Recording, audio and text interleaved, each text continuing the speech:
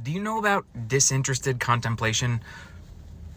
Let's talk about it. Food tastes different when you're hungry. If you're really hungry, you ravenously eat a thing, and you might not get time to fully, in a sophisticated intellectual erudite way, appreciate the nuances of the flavor.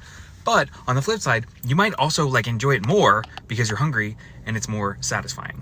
The philosopher Immanuel Kant, who you probably have heard of, in his book on aesthetics, talks about disinterested contemplation. The only way to really know whether or not an apple tastes good, according to Kant, is to eat one when you're not hungry, and then really pay attention to the flavors and shit. When I was younger, I was really on board with this way of thinking because I lived in a world where objectivity reigns supreme, subjectivity. We've been talking about this for the last 6 videos.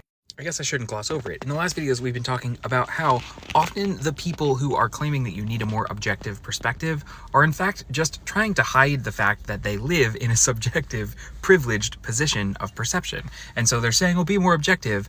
Don't bring your emotions into this. They're just saying, I don't want to listen to your pain, which is a dereliction of epistemic duty if there ever was one. But back to the apple. On this channel, we've been talking a lot about the book Braiding Sweetgrass by Robin Wall Kimmerer, and it's taught me a lot of things, but one of the things that it taught me is that we exist in ecosystems. We don't survive alone as a species. We survive in a relational way. We survive together. So while Kant might say that if you are too hungry, you don't properly taste the apple, we can reframe that in thinking of it in terms of ecosystem. Because part of why fruit exists in the first place is to be tasty to hungry creatures. So perhaps from a relational perspective, from an ecosystem perspective, instead of a disinterested objective perspective, someone who's hungry tastes the apple better. And the application of this is more important than you might think. One of the repeated choruses during the Black Lives Matter movement was that for some reason or another, people were protesting wrong. They were too emotional, they were too this, they were too that, there were not enough this, not enough that. A lot of these critiques of these protesters took the form of saying, you are too emotional.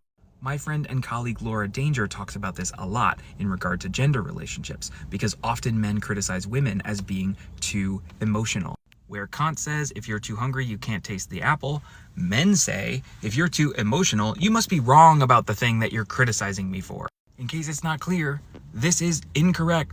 Just like the sweetness of the apple is evolved in relationship to a hungry person, anger is not something that degrades an argument when lives are on the line. It's part of what anger is for.